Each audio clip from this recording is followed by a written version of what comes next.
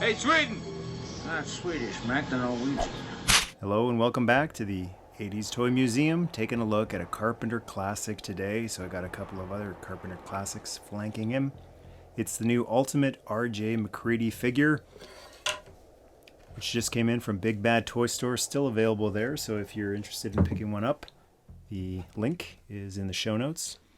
Beautiful cover to this thing. Nice reflective, really shiny, beautiful, icy type of front to it. You got the Thing logo on there, Outpost 31. Even though that looks like it's supposed to be pronounced MACREADY, it's actually MACREADY. Picture of the helicopter on the side. If you're a huge fan of the movie like I am, this has been a long time coming.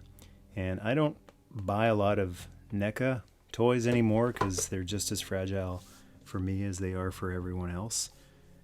But when I do, it's a special exception, and I don't have a single thing anywhere. There was one other MACREADY figure years ago, but I didn't pick it up. I'm not really into the really gross, bloody type of stuff for collectibles, and that's the MACREADY that came out some years back with a dog that was being turned into the Thing. I'm more a fan of this guy right here. Good old RJ, played by Kurt Russell. And it's got Velcro on the front, and you can open it up, revealing the figure, as well as a full shot of the figure. NECA has such beautiful dioramas when they take their figure photography. They got the snow and all the background. And there's the figure himself, comes with 2 extra heads, his hat, whiskey, and a shot glass when he's playing against a cheating computer, and extra hands, a little lamp. This is what it's all about, all the extra accessories, and the shotgun to take on the Thing. All right, let's open it up, take a closer look. And wow, does he ever come with a lot of accessories once you get them all out of the package and spread them all out like this. These are really rigid plastic. Immediately noticed that about the hands. Doesn't seem to be, there's a little give to the finger, but we'll see how these pegs hold up. And that looks quite fragile. You want to be pretty careful with this stuff. Even though this is called an Ultimate figure, I have a feeling this won't be quite as durable as that Ultimate Sarge that I just took a look at. So that's part of the fun of figures like this that come with a whole bunch of accessories, kind of playing dolly like in the old days and swapping certain things out, achieving new poses, new looks. But here's MACREADY before we do any changes to him, and it's the outfit from the movie. It's got the green pants, or rather, is it green coveralls, brown leather jacket, it's got the boots and the gloves as well. And how is the sculpt, the likeness? It's spectacular. It's a dead ringer for Kurt Russell, circa early 80s. It used to be an issue with this smaller scale. Actually, it used to be an issue even with the bigger 12-inch scale. But that is pretty surreal.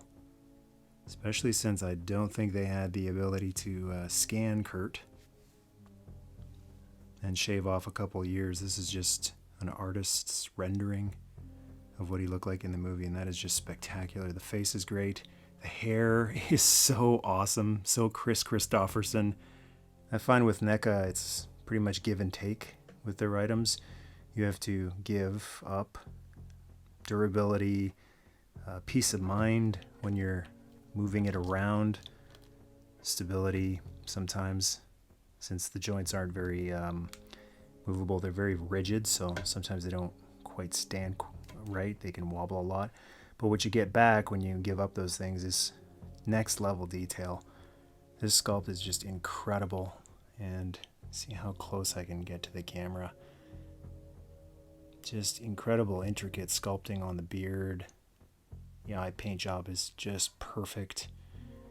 Look at this detail. If you are an art lover, if you're an artist, or just an art appreciator, the wash on the leather jacket and the detail in the leather.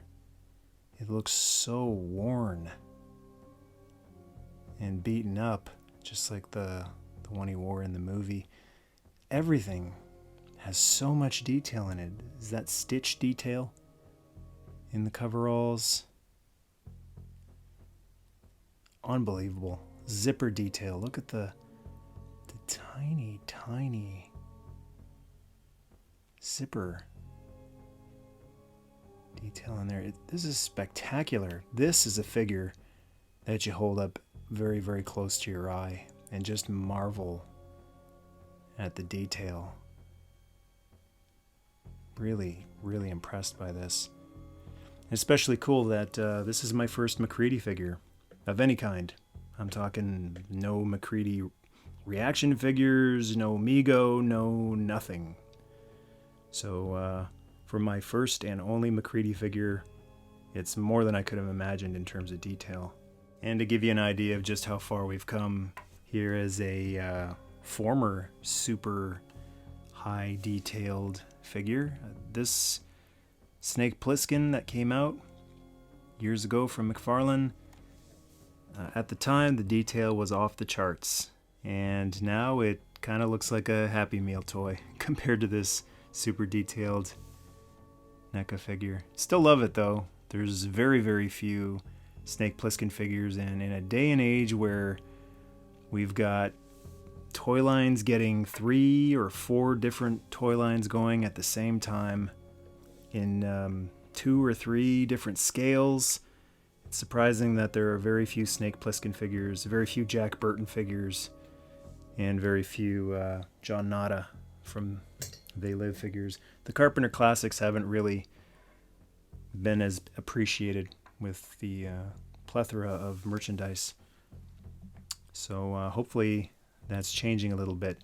Let's grab some of these accessories now and see how they work with the figure. I just realized that you can actually use one of these as the thing. It doesn't have to be an extra head that's not being used.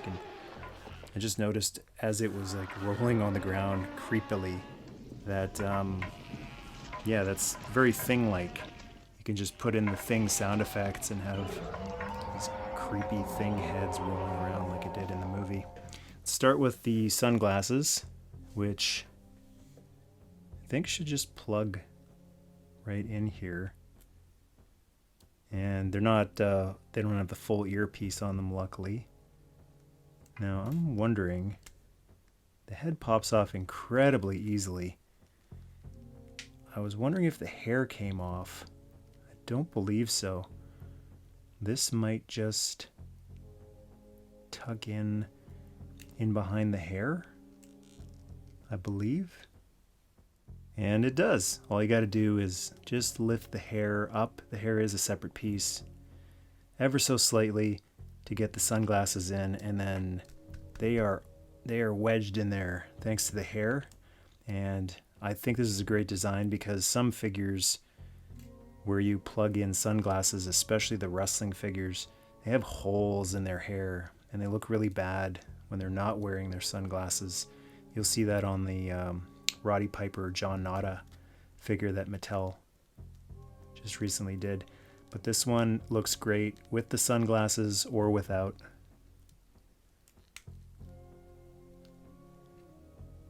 One issue though, if you do look really closely, and I did say this is one you want to look really closely at because tons of great detail, but the sunglasses have some kind of weird, see that, like scratching or mold line, some kind of weirdness on it.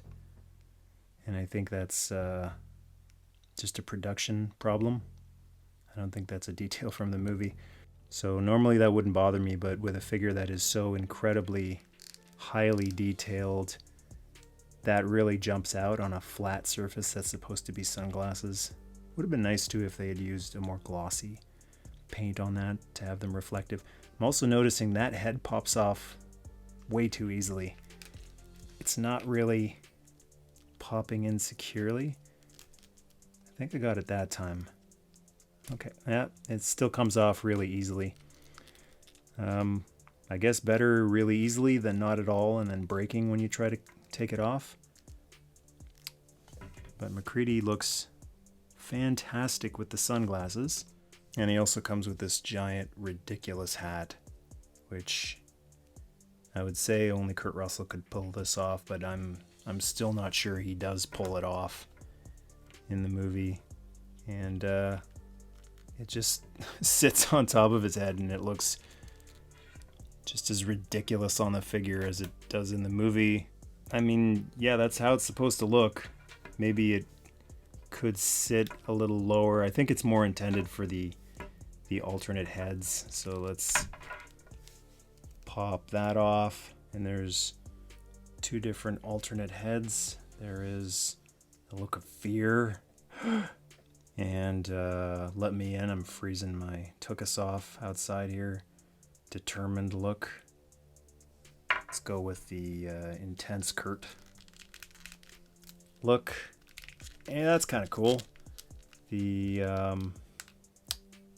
hood part of it is the same color as that down there. I guess it's all supposed to be the same piece, but when you look up, you get a gap. So you have to kind of point his head down to hide that. Yeah, that hat fits way better on that hooded head.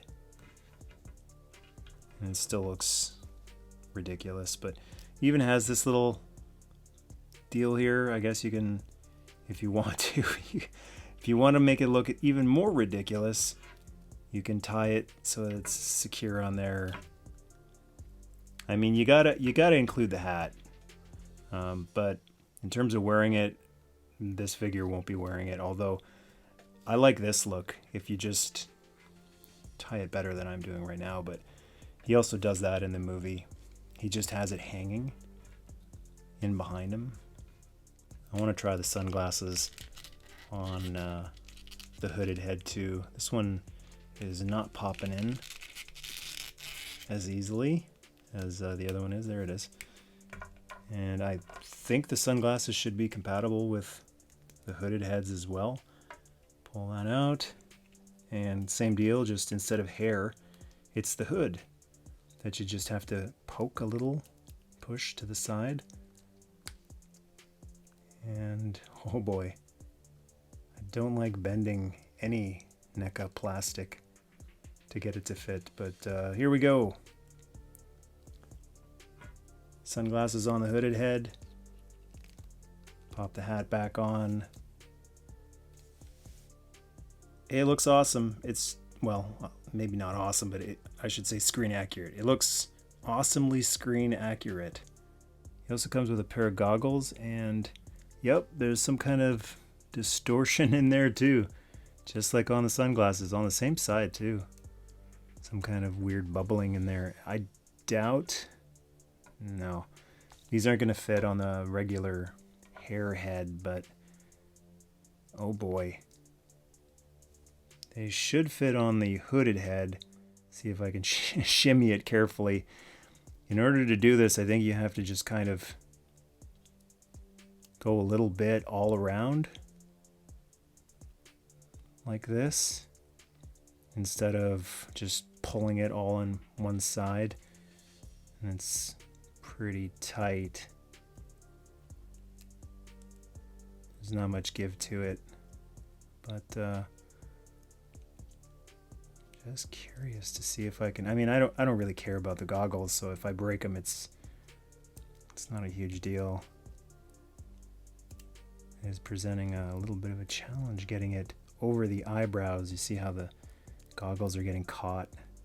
Ah, there we go. Popped in. So if you've got this figure, if you're curious what this looks like, there you go. That's what it looks like. And mine, like I said, has some weird plastic distortion on that side. And a shot glass with some booze in it. Is that ice? My goodness. That actually has ice in it. Incredible. And let's see. Oh, listen to that. How well the hands pop out. That's not bad. I don't know how many times you can actually get away with doing that, but it's not too bad. There, you can hold a bottle, and this hand that's already in there looks like it's good for gripping a shot glass. This plastic is incredibly rigid.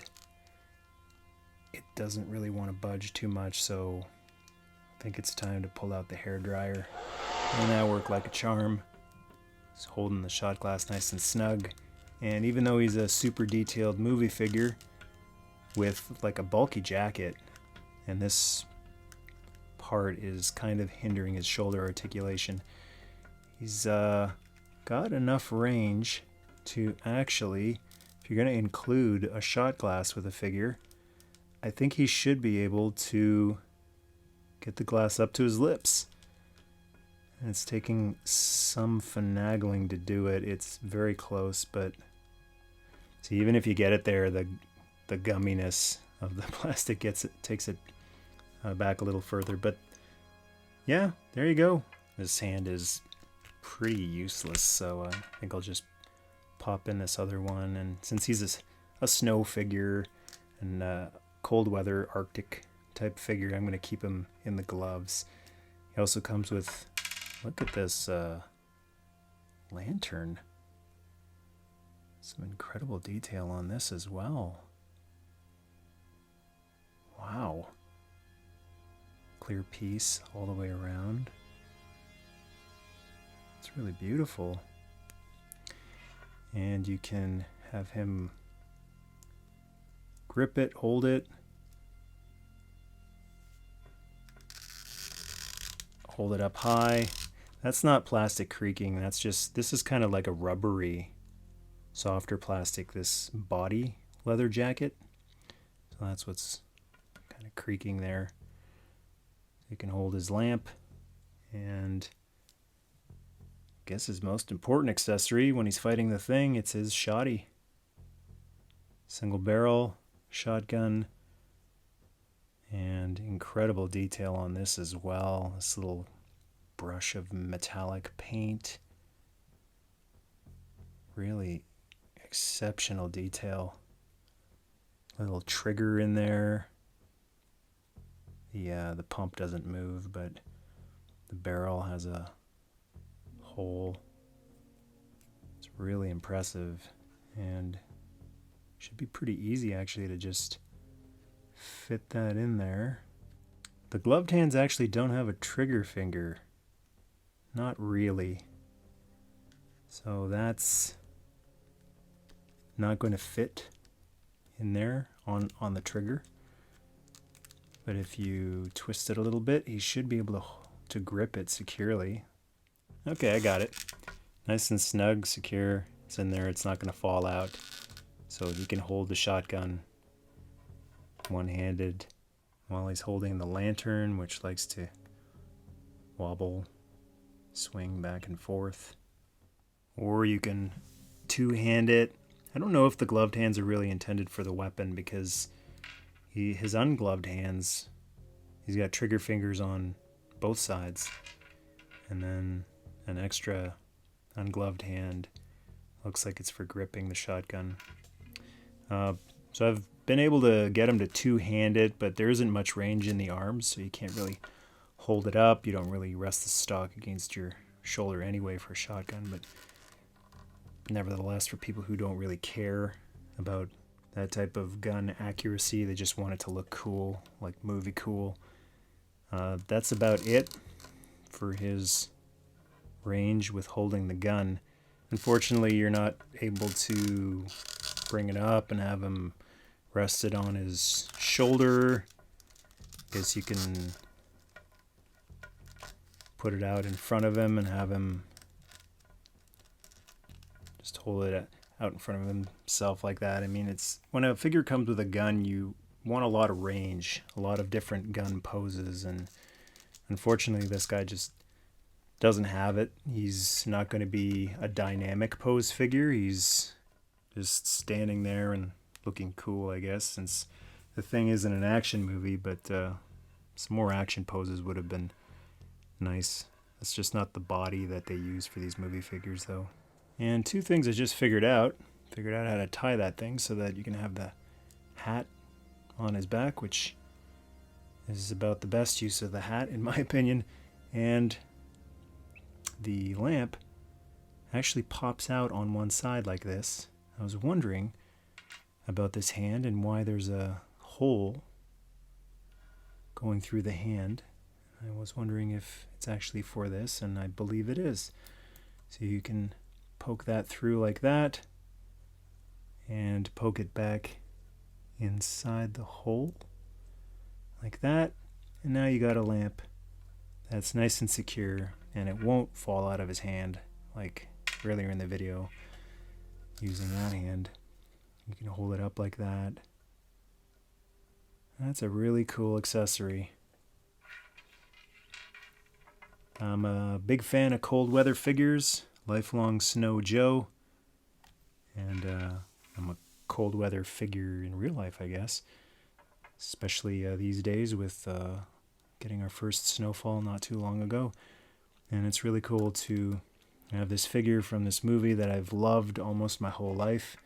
Creepiest, scariest movie I've ever seen to this day, but I like to try to watch it every single year. It is really filmmaking at its finest.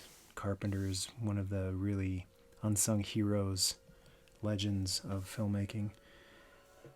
And I think this figure does the movie justice, because the movie is all about incredible detail from Carpenter and from Rob Bottin with his practical effects. And the sculptor of this figure has really done a great job with all the fine details of the figure as well as the accessories. And that's some really, really awesome facial sculpt details. Usually only see that on 6 scale figures from Hot Toys, but that's going to look really nice sitting on the movie shelf alongside this other Carpenter classic. Oof. Talk about ice cream and horse manure. And to complete the trifecta, going to be taking a look at old John Nada from They Live very soon. But if you're interested in getting the ultimate MACREADY figure, there's actually 2 versions of MACREADY on Big Bad Toy Store right now. There's this one, and then there's the one with the flamethrower. Then he comes with a couple of other accessories. The blood test, if you want to have a creepy little accessory of the blood jumping out. So what do you think of this figure? And also, what do you think of Childs? The age-old debate, is Childs the thing at the end of the thing? I don't know, let me know in the comments below. Thanks for watching, and to join the tribe, hit subscribe. You're to stay.